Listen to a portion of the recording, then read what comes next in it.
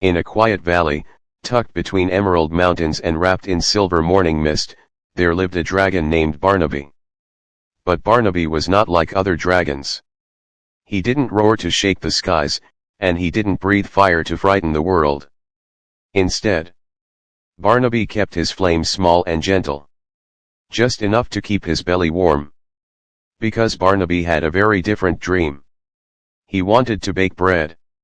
Every morning, inside his cozy little cave, Barnaby would knead soft dough with his flour-dusted claws, humming quietly as his belly glowed like a tiny oven. "Rise, little dough, rise," he would whisper. "So someone's day can rise too." And somehow, it always did. The bread would puff and turn golden, warm, soft, and brushed with sweet honey. Barnaby would smile. Because more than anything, he wanted to share it. He imagined a long table in the forest, filled with laughter, smiles, and friends enjoying his bread together. But there was one problem. Everyone was afraid of him. The moment Barnaby stepped into the forest, birds fluttered away, rabbits disappeared into their burrows, and even the bravest deer ran without looking back. Barnaby would lower his head and sigh. If only they knew. He whispered, "I like honey more than fire." Still, he didn't give up. Because Barnaby believed something important, that kindness could melt fear. So one day, he baked the most perfect loaf he had ever made. Golden brown, warm, and glowing softly with honey. He carried it gently into the forest and placed it in a quiet clearing. Then he hid behind a berry bush, waiting. After a little while, a tiny mouse named Millie peeked out. She sniffed the air.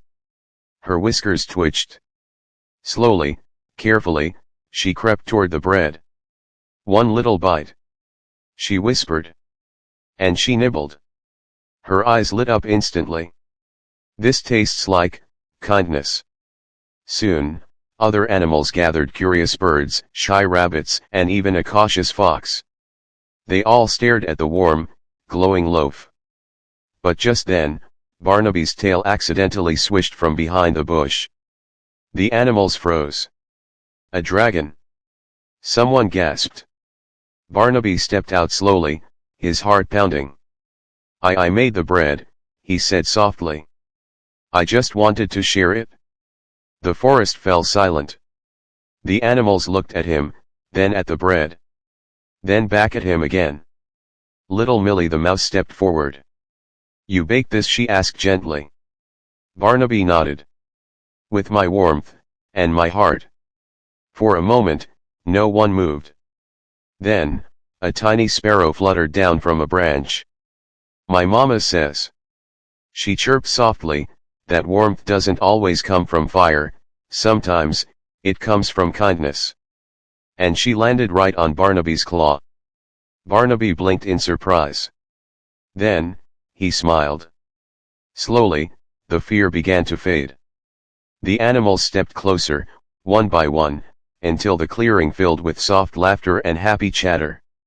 And from that day on, everything changed. Barnaby opened a little bakery in the forest. Each morning, he baked warm loaves, sweet buns, and golden rolls for all his new friends.